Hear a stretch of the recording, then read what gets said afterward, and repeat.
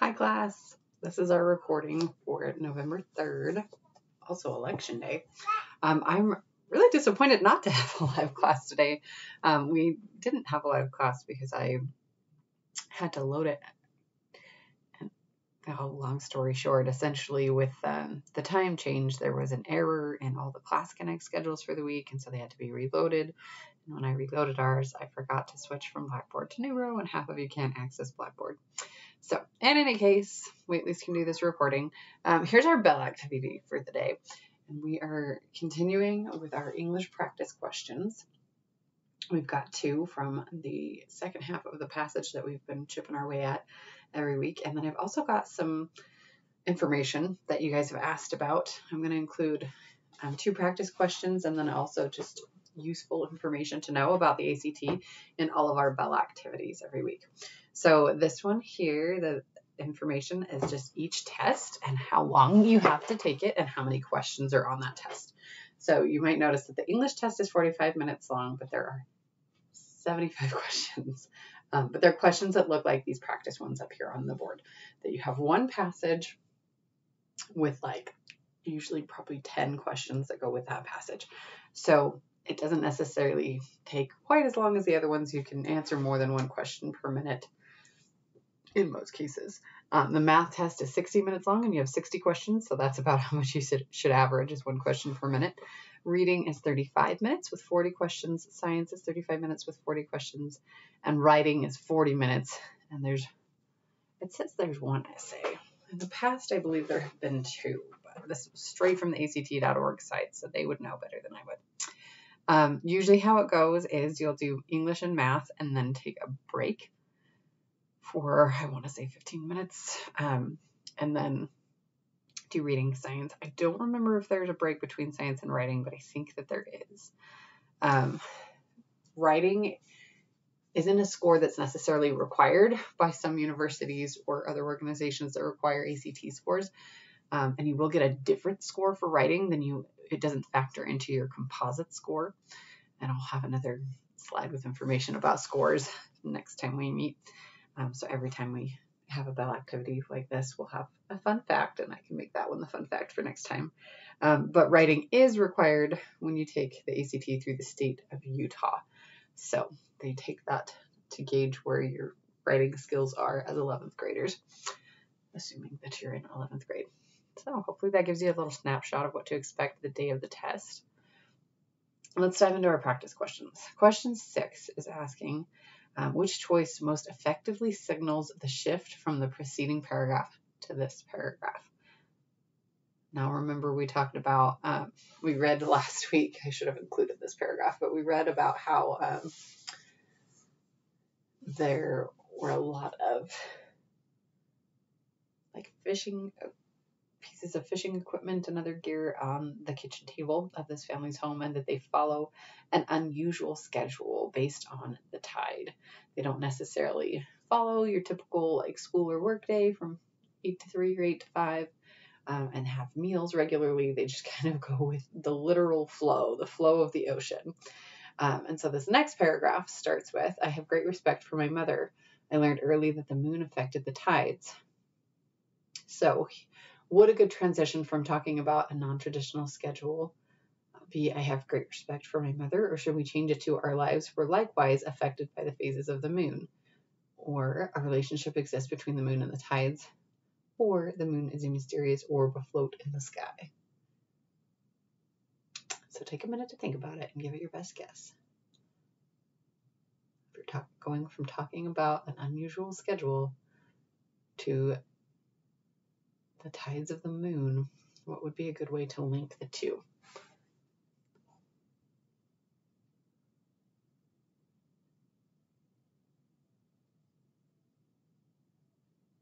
Well, it's awesome that this student or this person has great respect for their mother. Probably not super relevant to their schedule or to the moon, right?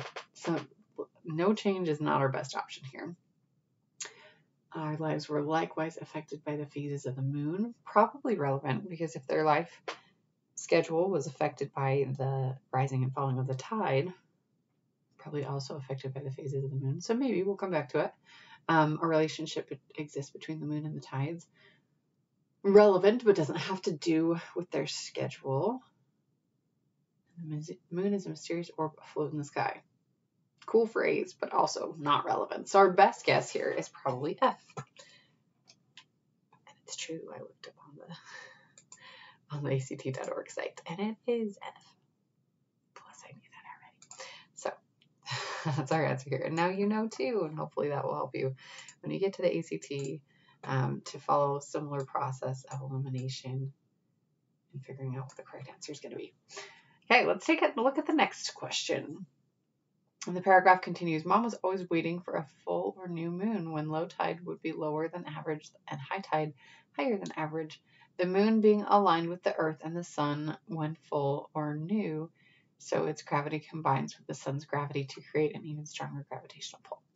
Okay, do we want to leave that as it is, or do we want to change it to, since the moon is aligned with the earth and sun when full or new, so its gravity combines with the sun's gravity?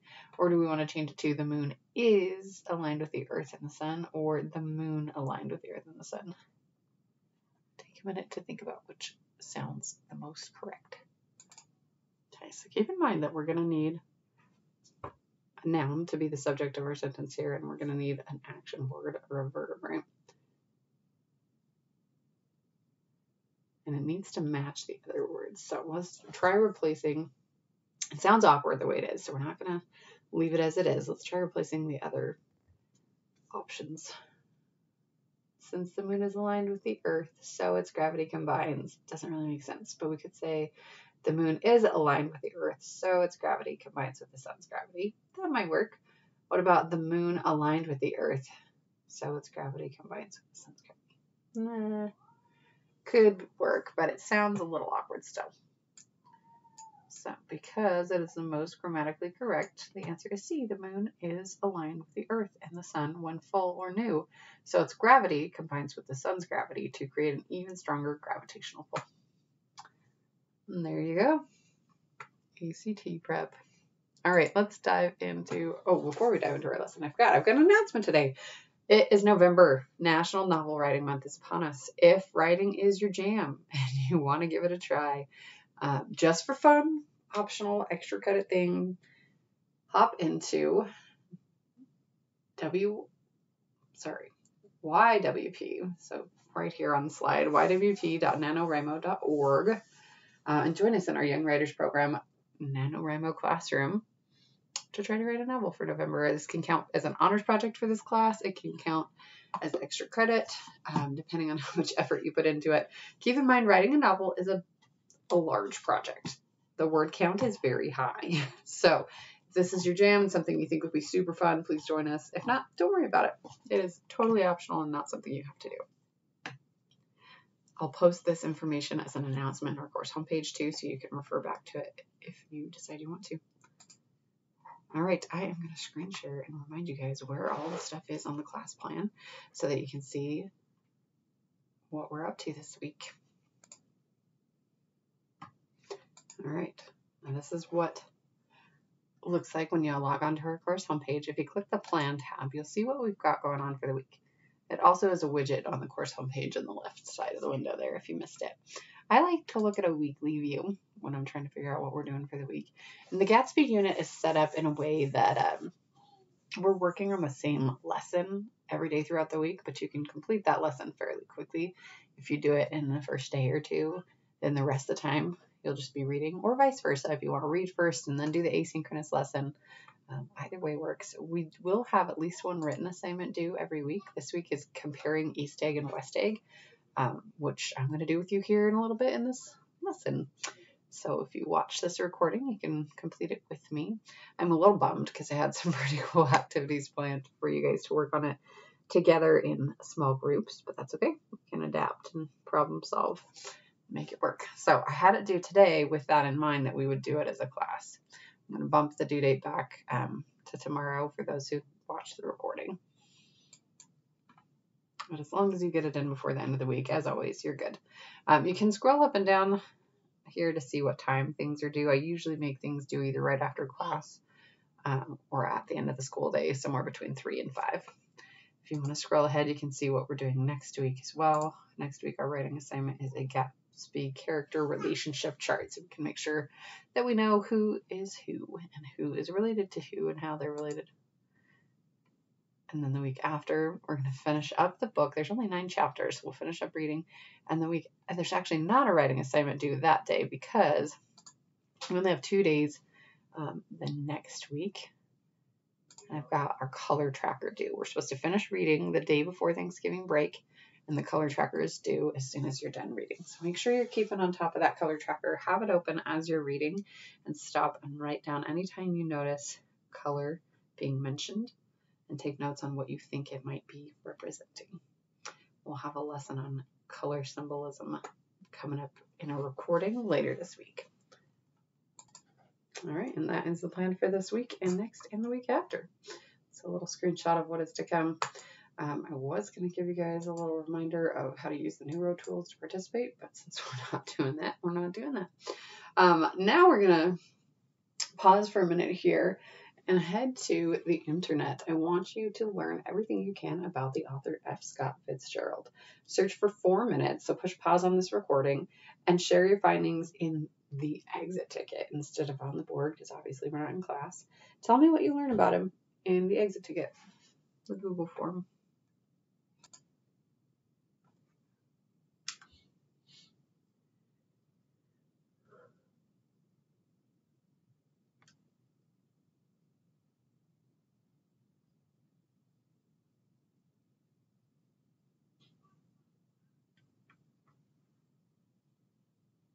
All right, hopefully you paused and took those 4 minutes to learn some information about him.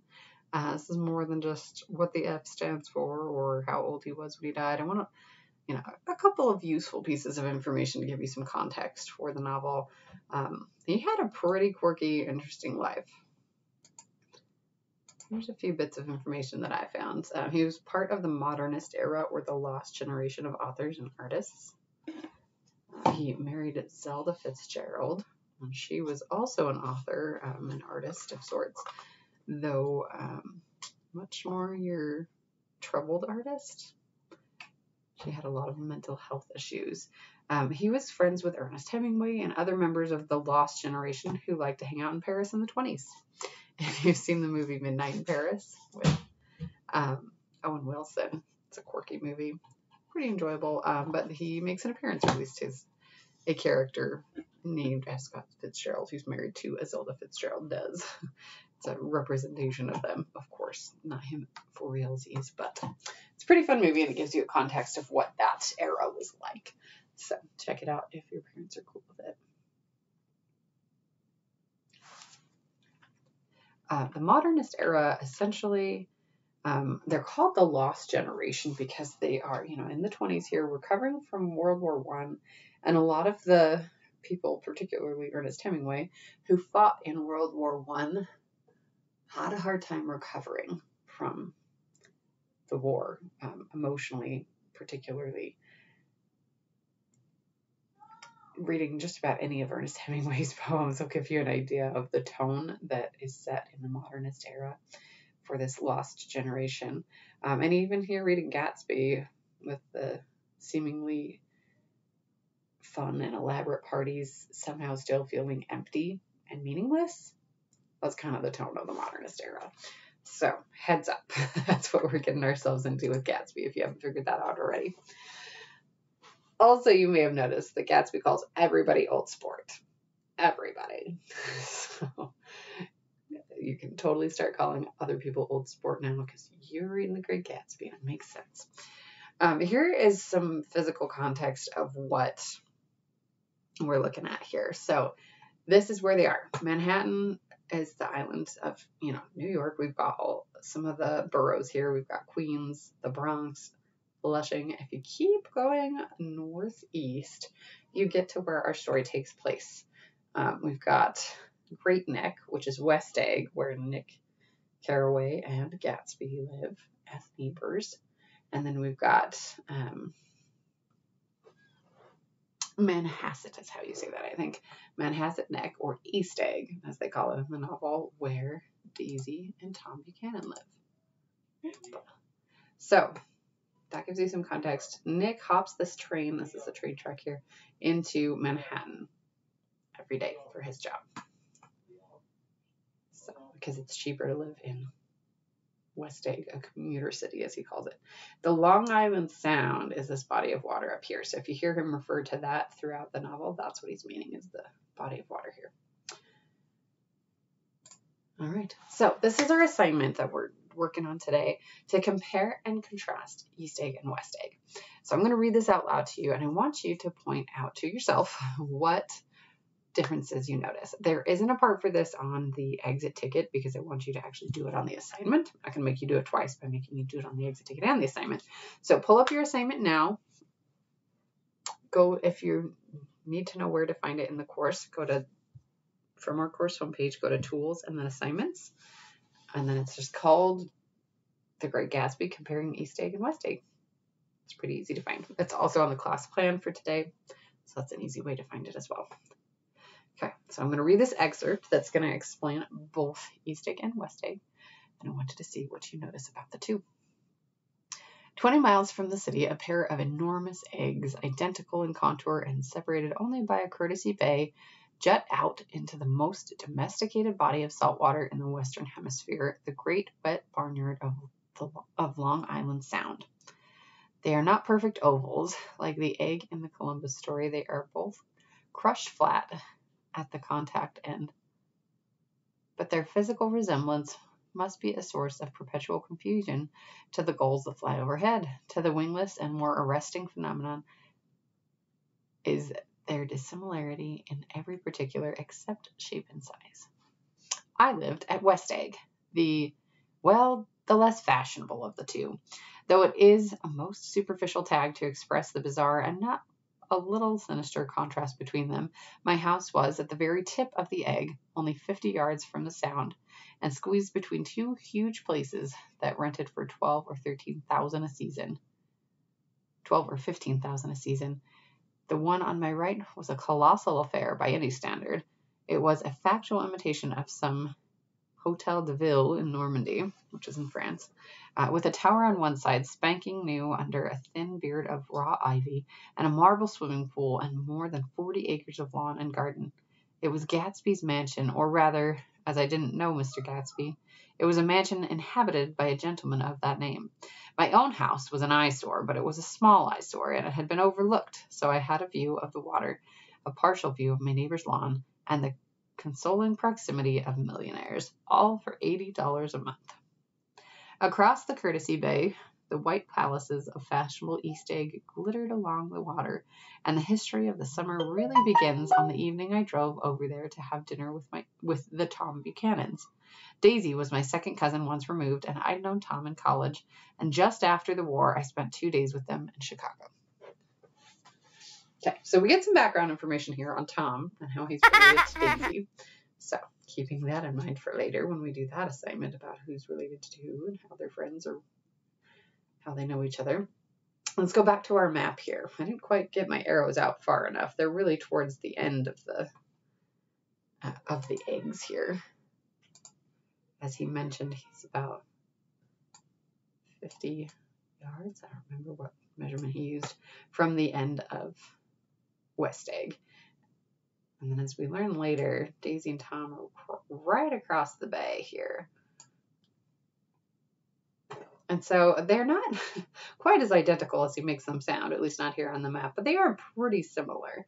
And this is the courtesy bay that he calls it, a bay to keep the eggs separate so that the high class people can stay over here in East Egg, and the West Egg, less fashionable people can stay over there. So what do you notice is similar about them? He mentions the shape, that it might confuse the birds to think that they've flown over the same shape twice, right? They're both right next to the Long Island Sound right there.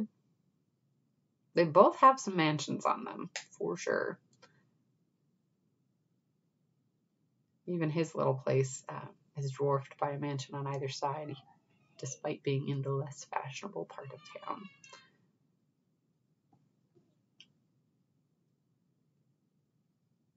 And he mentions the white palaces of fashionable East Egg glittering on the water on the other side. So they're white, we know that. Doesn't really say the color of Gatsby's house, but it is imitating a Hotel de Ville in Normandy. And it rents for quite a lot of money per season, not per month. But compared to his $80 a month of rent, it's pretty different. So there are probably not eyesores next to the mansions across the way at East Egg, which we can guess.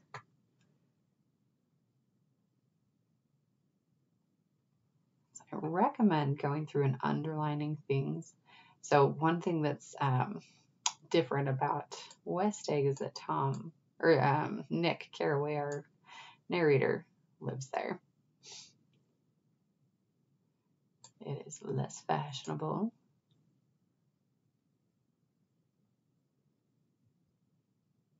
It's right by the Long Island Sound. There are palaces over there, so it does have large places, not just his small little one.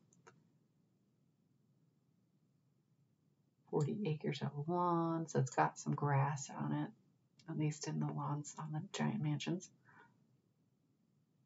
Gatsby lives there. Tom's eyesore of a house is there, but it's small. So we learned quite a bit about it. I'm going to switch my color here if I can to highlight things about East Egg.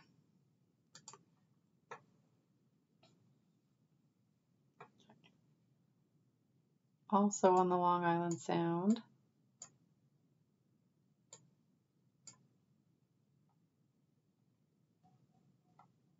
Should have mentioned before, they're both the same in shape and size, right? Close enough anyway.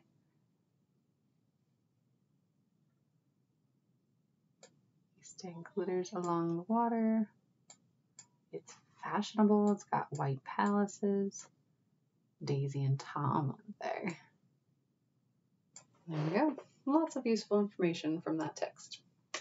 Helps us get a picture of which egg is which. Okay. Now I want you to take a second. We're going to do one of these 3 activities that I had planned to get some information about Nick Carraway. He introduces himself towards the beginning here as our author. And we're all going to be group 1 together here. So open your copy of the book. In the digital copy, we're on page 4. And we're going to learn about the author Nick from this text. So he says, my family have been prominent, well-to-do people in this middle western city for 3 generations. The Carraways are something of a clan, and we have a tradition that we're descended from the Dukes of Buccleuch. I'm not sure how to say that. And the actual founder of my line was my grandfather's brother, who came here in 51, sent a substitute to the Civil War, and started the wholesale hardware business that my father carries on today. I never saw this great uncle, but I'm supposed to look like him, with special reference to the rather hard-boiled painting that hangs in Father's office. I graduated from New Haven in 1915, just a quarter of a century after my father, and a little later I participated in that delayed Teutonic migration known as the Great War. So this is the First World War. The Great War is another name for World War I. I enjoyed the counter raid so thoroughly that I came back restless. Instead of being the warm center of the world, the Middle West now seemed like the ragged edge of the universe. So I decided to go east and learn the bond business. Everybody I knew was in the bond business, so I suppose it could support one more single man. All my aunts and uncles talked it over as if they were choosing a prep school for me and finally said, why, yes, with very grave, hesitant faces. Father agreed to finance me for a year, and after various delays, I came east permanently, I thought, in the spring of 22.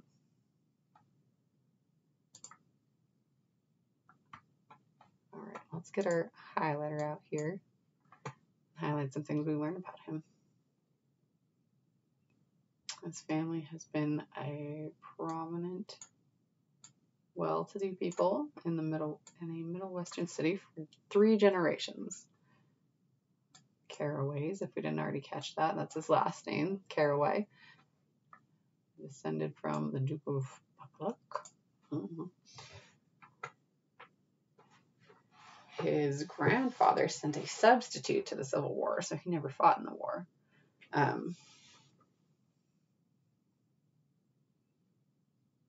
But apparently, his grandfather's brother sent a substitute. In 51, so he means 1851 is when his family came. He's supposed to look like this great uncle. He's never met him. He graduated from New Haven in 1915. He's meaning college here probably, or finishing school, some kind. He participated in the Great War. So he was a soldier during World War I. And he was displeased with the Midwest and wanted to move east. Apparently his whole family had a say in it. And his dad decided to support him for a year, and then he finally came east. He stopped permanently in the spring of 22. So if he graduated in 1915, he didn't move for 7 years. So something, he had to be doing something in his life for that long amount of time. But we learned quite a bit about him and how his life started out before he got here to West Egg as Gatsby's neighbor. So as you're reading through, if you haven't already, the first parts of the novel, pay attention to details like that are going to help you get to know a character. Towards the end of his introduction to himself, we hear about Tom and Daisy. And as we were learning about East Egg and West Egg, we started hearing about Tom and Daisy, who live over in East Egg across the bay from him. He knew Tom in college in New Haven, and he spent 2 days with them in Chicago. So here we pick it back up. It reads, her husband, among various physical accomplishments, had been one of the most powerful ends that ever played football in New Haven. So Tom played football.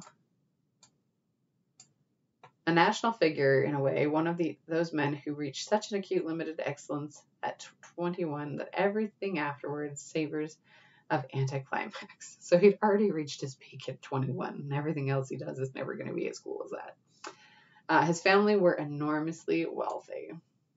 Even in college, his freedom with money was a matter for reproach, but now he'd left Chicago and come east in a fashion that rather took your breath away. For instance, he'd brought down a string of polo ponies from Lake Forest. It was hard to realize that a man in my own generation was wealthy enough to do that. So we learn mostly about Tom here, not a whole lot about Daisy, except that she is Nick's second cousin. And that she's married to Tom. But we learned that Tom is a polo player now. He was a football player. Polo is like croquet on horses, if you recall. And just the fact that he can play polo and has his own set of polo ponies means that he is enormously wealthy. So look for details like that as you read over the next couple weeks. Most of the characters will be introduced to us in the first 3 chapters. So last week, if you read to chapter 3, you should have met just about everybody. But there is one particular rather shady character that we don't actually meet in person until the end of the novel, but we hear quite a bit about leading up to the end of the novel. So keep tabs on that. Okay, we won't regroup because we did it together. So make sure you completed the exit ticket as you were going, and you should be good. Sorry we didn't have live class today, but we will have it next week. Thanks, guys.